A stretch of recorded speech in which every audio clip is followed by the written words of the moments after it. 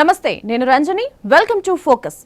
భారతదేశ జనాభాలోని దాదాపు 5 మంది ప్రజలు మరో 2 నెలల్లో 4 రాష్ట్రాలు, ఒక కేంద్ర పాలిత ప్రాంతంలో జరగబోయే ఎన్నికల్లో పాల్గొని కొత్త ప్రభుత్వాలను ఎన్నుకోనున్నారు. ఆయా రాష్ట్రాలలో ప్రభుత్వాలు ఏర్పాటు కావడంతో పాటు జాతీయ రాజకీయాలపై, ముఖ్యంగా భారత అధికార, ప్రధాన ప్రతిపక్ష పార్టీల భవితవ్యంపైన ఈ ఎన్నికలు ప్రభావం చూపనున్నాయి.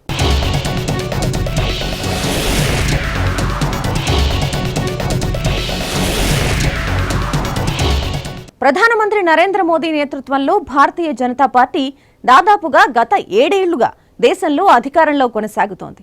అధికారంలో ఉన్న రాష్ట్రాల సంఖ్యను బట్టి చూస్తే బీజేపీ భారత్లో అతిపెద్ద రాజకీయ పార్టీగా అవతరించింది. అయితే బీజేపీ మొత్తం దేశమంతా ప్రభావం చూపించలేకపోతోంది.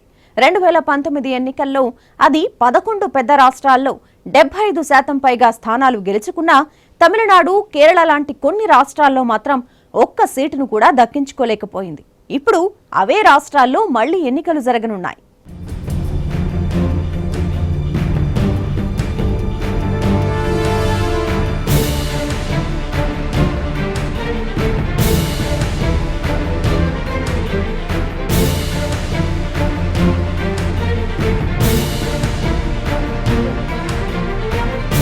ఈ 4 రాష్ట్రాల్లో జరిగే ఎన్నికల్లో దక్కే విజయం బీజేపీకి తర్వాత వచ్చే సాధారణ ఎన్నికల్లో, ఆలోపు జరగబోయే రాష్ట్రాల ఎన్నికల్లో సత్తా చూపడానికి ఉపయోగపడటంతో పాటు రాజ్యసభలో తమ సంఖ్యా బలాన్ని పెంచుకోవడానికి కూడా సహకరిస్తుంది. ప్రస్తుతం రాజ్యసభలో బీజేపీ 40% స్థానాలతో మైనారిటీలో ఉంది.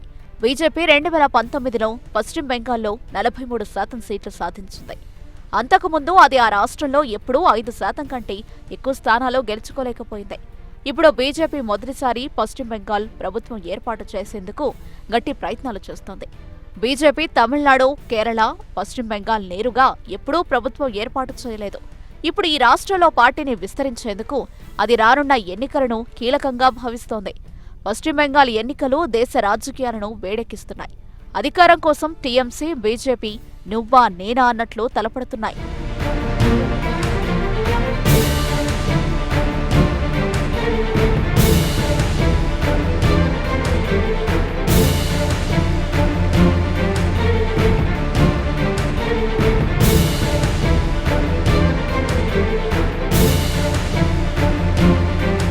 ఎన్నికలకు నెల రోజుల ముందు నుంచే ప్రధాన పార్టీల అగ్రనేతలంతా ఇప్పటికే రంగంలోకి దిగి ప్రచారం నిర్వహిస్తున్నారు. రాష్ట్రంలో మార్పు తెస్తామని బీజేపీ అంటుంటే మార్పు కేంద్రంతోనే మొదలవుతుందని మమతా ధీటుగా బదిలిస్తున్నారు. ఇప్పటికే ర్యాలీలతో, పాదయాత్రలతో టీఎంసీ, బీజేపీ నేతలు ఓటర్లను ప్రసన్నం చేసుకునేందుకు తంటాలు పడుతున్నారు. పశ్చిమ బెంగాల్ అసెంబ్లీ ఎన్నికల ప్రచారంలో మాటల తూటాలు పేలుతున్నాయి. మమతా బెనర్జీ నేతృత్వంలోని తృణమూల్ కాంగ్రెస్ సర్కారుపై మాటల దాడితో రెచ్చిపోతున్న బీజేపీని అదే స్థాయిలో ఎదుర్కొనేందుకు ఆమె వ్యూహరచన చేస్తున్నారు. మాటకు మాట అన్నట్లుగా కౌంటర్లు సంధిస్తున్నారు. దీంతో బీజేపీ నేతల విమర్శలు, మమతా కౌంటర్లతో బెంగాల్ పోరు ఆసక్తికరంగా మారిపోయింది. ఆపరేషన్ కమలాకర్ష్ పేరుతో టీఎంసీ ముఖ్య నేతలను కాషాయ గూటికి చేర్చుతున్నారు. వీరిలో ముకుల్ రాయ్, అజిత్ సింగ్, సుబేందు అధికారి వంటి కీలక నేతలున్నారు.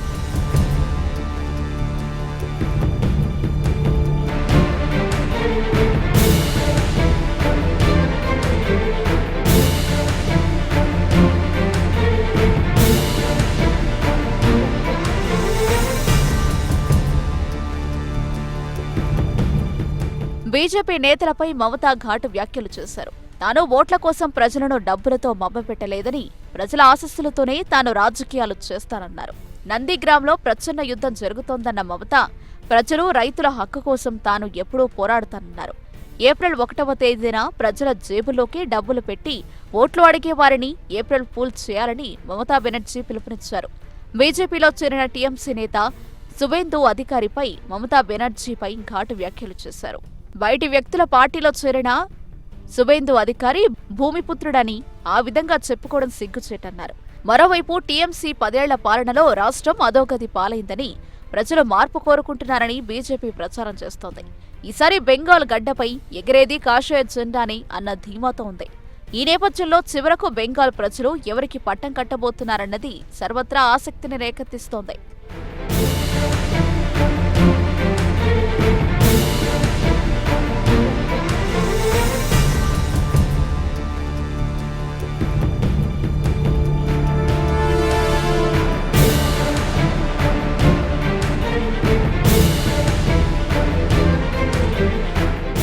పశ్చిమ బెంగాల్ ముఖ్యమంత్రి మమతా బెనర్జీపై దాడి జరగడంతో నందిగ్రామ్లో ఉద్రిక్త పరిస్థితులు చోటు చేసుకున్నాయి. తనపై దాడి జరిగిందని స్వయంగా మమతా బెనర్జీనే వెల్లడించారు. నందిగ్రామ్ ఎన్నికల్లో నామినేషన్ దాఖలు చేసేందుకు వెళ్లిన మమతా బెనర్జీపై ఈ దాడి జరిగింది. దాడిలో మమతా బెనర్జీ కాలికి గాయమైంది.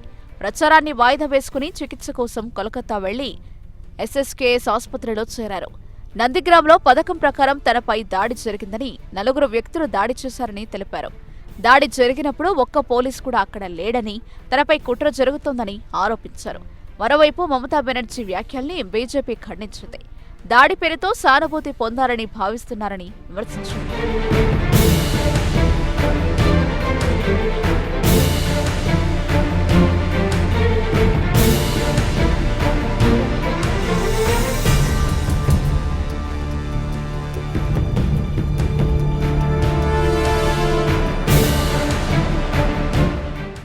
తమిళనాట రాజకీయం రోజుకో మలుపు తిరుగుతూ ఇంట్రెస్టింగ్ గా మారుతోంది.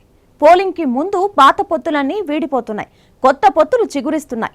పుట్టగొడుగుల్లా ఎన్నో పార్టీలు ఉన్న ద్రవిడ సీమలో రాజకీయ పార్టీల కూటములు కూడా అదే స్థాయిలో ఉన్నాయి.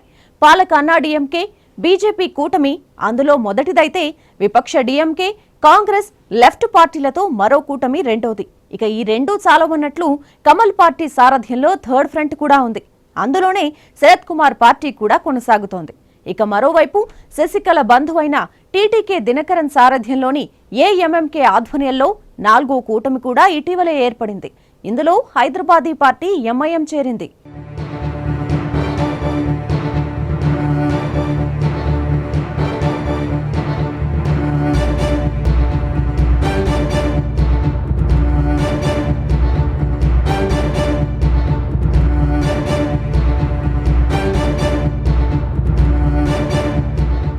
అధికార కూటమిలో సీట్ల సర్దుబాటుకు చాన్నాళ్లే పట్టింది. 190కి పైగా సీట్లలో పోటీ చేయాలని భావించిన అధికార అన్నా డీఎంకే పార్టీ బీజేపీతోనూ డీఎండీకేతోనూ సుదీర్ఘంగా చర్చలు జరిపింది. 65 సీట్లలో పోటీ చేయాలని భావించిన బీజేపీ చివరికి కేవలం 25 సీట్లతో సంతృప్తి పడింది. కూటమిలో మరో పార్టీ పీఎంకే కూడా 23 సీట్లతో సర్దుకుంది. అయితే బీజేపీ, పీఎంకే పార్టీలకిచ్చే సీట్లపై ఇంకా అధికార ప్రకటన మాత్రం రాలేదు. మరోవైపు డీఎండీకే 41 సీట్లు కావాలని కూటమిలో పెద్ద పార్టీ అన్నా డీఎంకేను కోరింది. కనీసం 23 సీట్లిస్తే చాలన్నా పళనిస్వామి ఒప్పుకోకపోవడంతో ఇక గత్యంతరం లేక కూటమి నుంచి విజయకాంత్ బయటపడ్డారు. 2019 అసెంబ్లీ ఎన్నికల్లో డీఎండీకే 4 స్థానాల్లో పోటీ చేసి కేవలం 1 చోట గెలిచింది. ఈసారి కలిసి పోటీ చేయాలని భావించిన అన్నా డీఎంకే మెట్టు దిగకపోవడంతో ఒంటరి పోరుకు సిద్ధమైంది.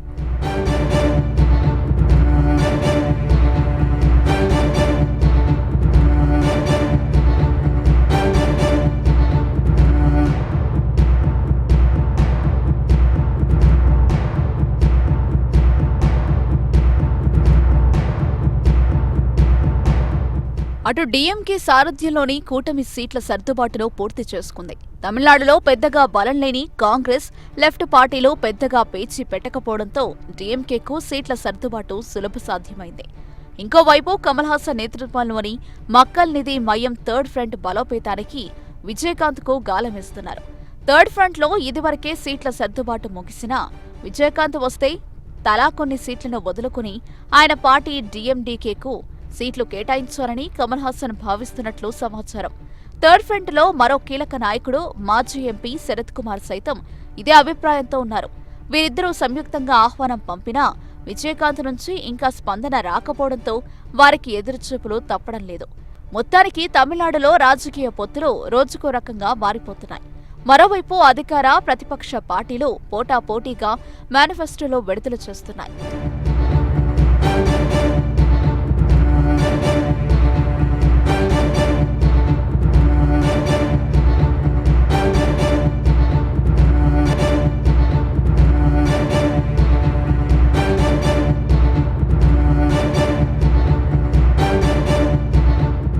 తొలుత ప్రతిపక్షం డీఎంకే ఎన్నికల మేనిఫెస్టో విడుదల చేసింది. 500 అంశాలతో కూడిన మేనిఫెస్టోను విడుదల చేసింది. ఉచితాలకు అలవాటైన తమిళనాడుకు భిన్నంగా ఈ మేనిఫెస్టో ఉంది. ఈలం తమిళలకు పౌరసత్వం, సేలం గ్రీన్వే పనుల నిలుపుదల, అదానీ హార్బర్ నిర్మాణం నిలుపుదల, సీఏఏకు వ్యతిరేకత వంటి వివిధ అంశాలున్నాయి. దీనికి పోటీగా అధికార ఏఐఏడీఎంకే మేనిఫెస్టో విడుదల చేసింది. 163 హామీలతో కూడిన మేనిఫెస్టోను ముఖ్యమంత్రి పళనిస్వామి విడుదల చేశారు. రేషన్ కార్డుదారులకు అమ్మ వాషింగ్ మిషన్లు, ఇళ్లు లేని వారికి పక్కా గృహాలు, ఇంటి వద్దకే రేషన్, మహిళల కోసం ఇంటి దీపం పథకం, ఇంటింటా సౌరశక్తి గ్యాస్ స్టవ్లు, ఏడాదికి 6 సిలిండర్ల వంటి వాగ్దానాలు ప్రముఖంగా ఉన్నాయి.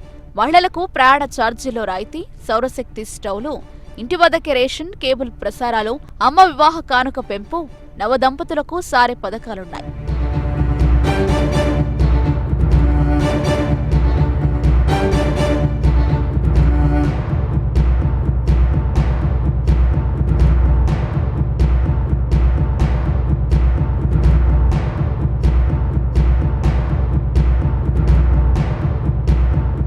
జయలలిత మరణం తర్వాత అన్నాడీఎంకే పార్టీ మీద పెద్దరికం చేద్దామనుకున్న శశికళ, ఆమె అనుంగు సహచరుడు టీటీకే దినకరన్ కాలగమనంలో షాకి నిర్ణయాలతో రాజకీయాలను ఆసక్తికరంగా మారుస్తున్నారు. జైలు నుంచి తిరగొచ్చిన చిన్నమ్మ అన్నాడీఎంకే పగ్గాలను ఈజీగా లాగేసుకుంటుందని అనుకుంటే అందుకు భిన్నంగా చిన్నపాటి ప్రయత్నాలు ఫెయిల్ కాగానే ఆమె రాజకీయాల నుంచి సన్యాసం తీసుకున్నారు. అన్నాడీఎంకేని బలహీనపరిచే ప్రయత్నాలు చేస్తే అంతిమంగా అది డీఎంకేకు ప్రయోజనకరంగా మారుతుందని బీజేపీ అధినేత అమిత్ షా హెచ్చరికల వల్లే ఆమె రాజకీయ సన్యాసం తీసుకున్నారని తెలుస్తోంది. దాదాపు 10 ఏళ్ల పాటు అధికారానికి దూరంగా ఉన్న స్టాలిన్ ఒక్కసారి అధికార పగ్గాలు చేపడితే ఓపీఎస్, ఈపీఎస్లకు సినిమా చూపించడం ఖాయమని, అప్పుడు పార్టీకి తన అవసరం పెరుగుతుందని శశికళ వ్యూహాత్మక నిర్ణయం తీసుకున్నట్లు రాజకీయ విశ్లేషకులు భావిస్తున్నారు.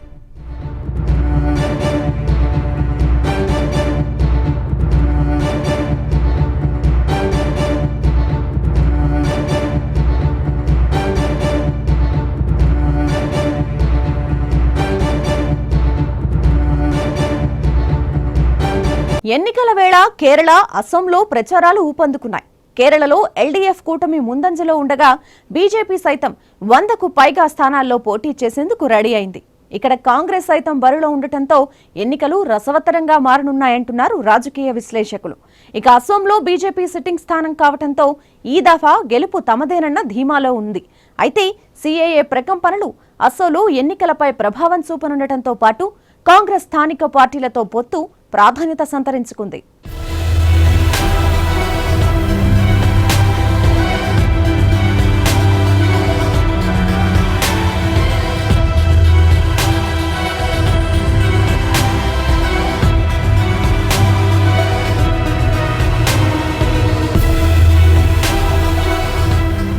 కేరళ ఎన్నికల్లో ఇప్పుడు కొత్త ట్రెండ్ కనిపిస్తోంది.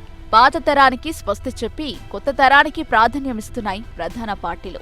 ఈసారి అసెంబ్లీ ఎన్నికల్లో సీనియర్లను పక్కన పెట్టి యువతనే ఎక్కువగా బరిలోకి దించాలని ప్రధాన పార్టీలు నిర్ణయిస్తున్నాయి. 50% అసెంబ్లీ స్థానాల్లో యువత లేదా ఒక్కసారి కూడా పోటీ చేయని వారిని బరిలోకి దించుతామని కాంగ్రెస్ రాష్ట్ర ఎన్నికల కమిటీ నేత ఉమెన్ చాందీ ప్రకటన దేశవ్యాప్తంగా చర్చనీయాంశమైంది. ఇక సిపిఎం కూడా 2 అంతకంటే ఎక్కువసార్లు పోటీ చేసిన వారికి ఈసారి అవకాశం లేదని చెప్పేసింది. కొద్ది మందికి మాత్రం నిర్దిష్ట కారణాల వల్ల ఛాన్స్ ఇస్తోంది. అటు సిపిఐ కూడా 3 సార్లు కంటే ఎక్కువ పోటీ చేసిన వారిని, గతంలో ఓడిన వారిని ఈసారి పరిగణించేది లేదని ప్రకటించింది. పాత తరానికి స్వస్తి పలకడం సాధారణంగా లెఫ్ట్లో కనిపించదు. తొలిసారిగా ట్రెండ్ మారుతోంది. ఇండియన్ యూనియన్ ముస్లిం లీగ్తో జట్టు కట్టిన కాంగ్రెస్ 2019 లోక్సభ ఎన్నికల్లో యూడీఎఫ్ తరపున 20 సీట్లకు గాను 19 స్థానాలను గెలుచుకున్న విషయం తెలిసిందే.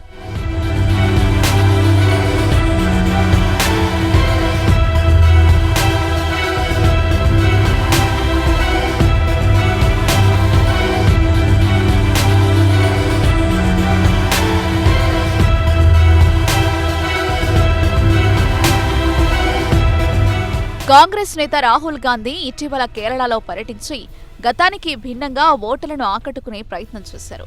మత్స్యకారులతో కలిసి సముద్రంలో వేటకు వెళ్లడమే కాక నడి సముద్రంలో వారితో కలిసి ఈత కూడా కొట్టారు. కేరళ పర్యటనలో ఉత్తరాది వాళ్లను కేరళ వాళ్లతో పోల్చుతూ రాహుల్ చేసిన నార్త్ సౌత్ వ్యాఖ్యలు తీవ్ర దుమారం రేపిన విషయం తెలిసిందే. ఇక శబరిమల వివాదం, హిందూ ఓట్ల సంఘటితంతో రాష్ట్ర రాజకీయాల్లో పైకెదుగుదామని భావించిన బీజేపీ ఇప్పటికీ శక్తిగా రూపాంతరం చెందలేకపోయింది. అయితే బీజేపీ తన ఓటు షేరును మాత్రం గతం కంటే పెంచుకోగలిగింది. ఈ ఎన్నికల్లో సీఎం అభ్యర్థిగా మెట్రో మ్యాన్ శ్రీధరన్ని ప్రకటించి ఎన్నికల బరిలోకి దిగింది బీజేపీ. అయితే ప్రధాన పోటీ యూడీఎఫ్, ఎల్డీఎఫ్ మధ్యనే ఉండబోతుందనేది స్పష్టంగా తెలుస్తోంది. కేరళలో మొత్తం 140 స్థానాలుండగా 112 స్థానాలకు అభ్యర్థులను ప్రకటించింది. మొత్తం 115 స్థానాల్లో బీజేపీ పోటీ చేస్తుండగా 3 స్థానాల్లో భాగస్వామ్య పార్టీలో పోటీ చేస్తున్నట్లు తెలిపింది.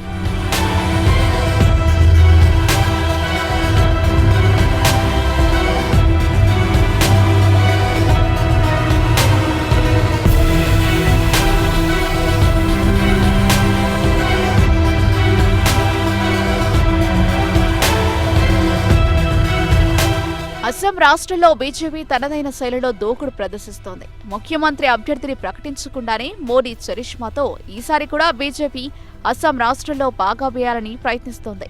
మిత్రపక్షాలతో సర్దుబాటు చేసుకున్న బీజేపీ గతంలో పోటీ చేసిన స్థానాల కంటే ఎక్కువ స్థానాల్లో ఎన్నికల బరిలోకి దిగింది. అస్సాంలో జరగబోయే అసెంబ్లీ ఎన్నికల్లో అధికార బీజేపీ పార్టీ 100 స్థానాలకు పైగా విజయం సాధిస్తుందనే నమ్మకంతో బీజేపీ రాష్ట్రంలో అధికారాన్ని నిలుపుకోవడానికి, దాని మిషన్ 100+ లక్ష్యాన్ని సాధించడానికి రంగంలోకి దిగింది. అస్సాం అసెంబ్లీలో మొత్తం 126 స్థానాలుండగా బీజేపీ 92 స్థానాల్లో, అస్సాం గణ పరిషత్ 26 స్థానాల్లో, యునైటెడ్ పీపుల్స్ పార్టీ లిబరల్, యూపీపీఎల్ మరో 8 సీట్లలో పోటీ చేయనున్నాయి. ఇక బీజేపీలో విలీనమైన ఓ స్థానిక పార్టీ నుంచి ఒకరు లేదా ఇద్దరు బీజేపీ గుర్తుపై పోటీ చేసే అవకాశం ఉంది. కాగా Bodoland People's Front, BPF Congress నుంచి విడిపోయి 16 స్థానాల్లో పోటీ చేసి 12 స్థానాల్లో విజయం సాధించింది. అస్సాంలో బీజేపీని లేకుండా చేస్తామని బీపీఎఫ్ చీఫ్ అగ్రావా మెహిలరి అన్నారు. ఈ ఎన్నికల్లో తమ మద్దతు లేకుండా ఎలా గెలుస్తుందో చూస్తామంటున్నారు.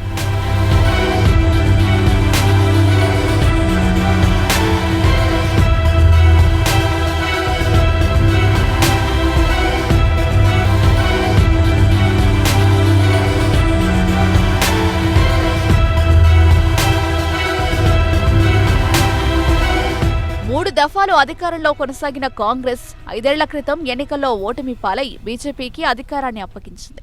నాటి ఎన్నికల్లో ఒంటరిగా పోటీ చేసి 19 సీట్లకు పరిమితమైంది.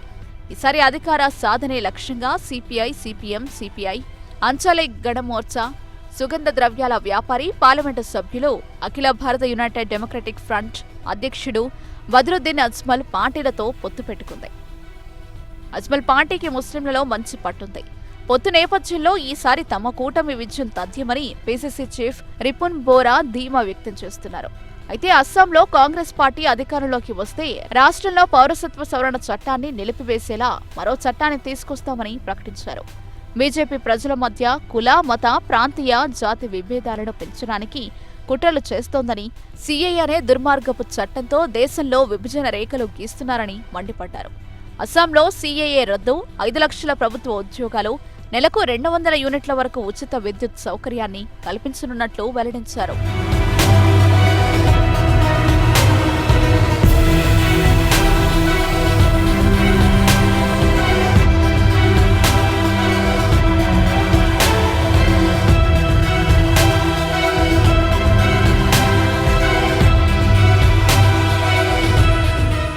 ప్రస్తుతం దేశంలో 5 రాష్ట్రాల ఎన్నికల ఫీవర్ నడుస్తోంది.